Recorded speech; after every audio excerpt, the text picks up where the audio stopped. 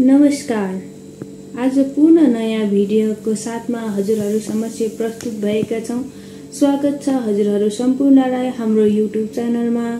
आजको भिडियोमा हामीहरू हजुरहरूलाई कसरी घरमा बसेर पनि होटलको जस्तै लजिज पास्ता बनाउन सकिन्छ भन्ने कुरा लिएर प्रस्तुत भएका छौं।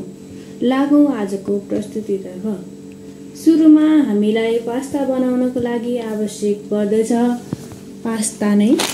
त्यस्तै गरेर टमाटर, बन्दा काटेको, अनि हरियो धनिया, त्यस्तै गरेर खुर्सानी र अदुवा पिसेको मिक्स अनि चना भिजाएको।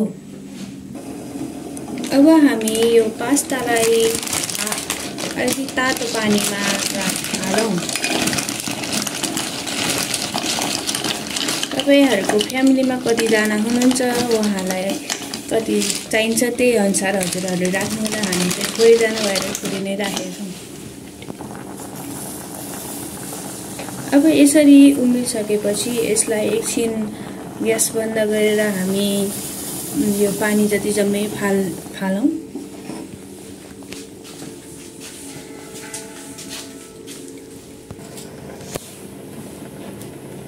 थोरै जिरा पड्काउँ तेलमा।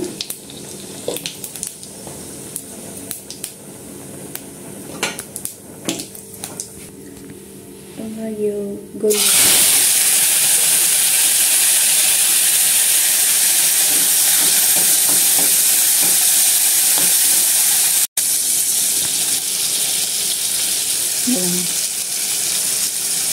थोरै जिरा, थोरै अर्को मसला, अलिकति बेसार,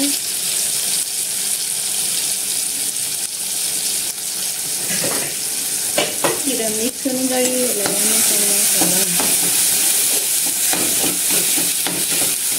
अब यो बन्दालाई हालौं जसले गर्दाखेरि यो अलिक सजिलोसँग पाकोस्। चनालाई पनि यसमै राखौँ। त्यो चना चाहिँ भिजेको हुनाले चाँडै नै पाक्छ। अब हामी यसमा हाल्न गइरहेका छौँ अदुवा र खुर्सानीको पिसेको लेदो। अनि यसलाई राम्रोसँग चलाएर एकछिन छोड्दियौँ। अब अलिकति सिरेनी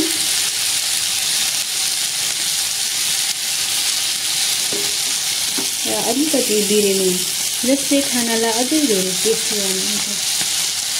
यस्तो राखिसकेपछि यसलाई थोरै पानी हालेर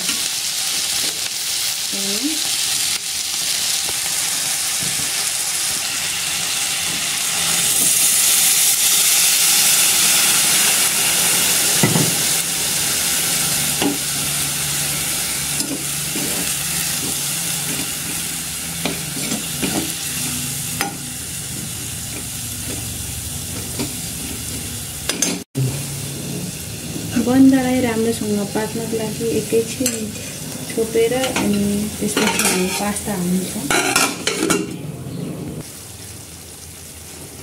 अब यो पास्तालाई हालिसकेपछि राम्रोसँग यसलाई मिक्स हुँदै चलाउनु पर्छ।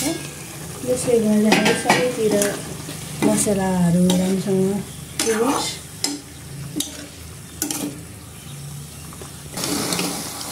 हेर्नुहोस् त कस्तो लजिज बन्यो।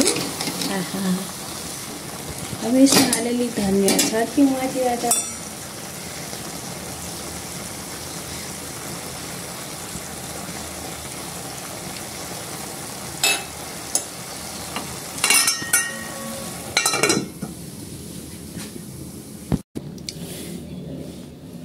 ल फाइनल्ली हाम्रो पास्ता तयार भइसकेको छ। यस्तै मिठा मिठा खानेकुराहरूको परिकार बनाउनलाई हजुरहरूलाई सिक्नु मन छ भने हाम्रो च्यानलहरूलाई हेर्दै गर्नुहोला। धन्यवाद।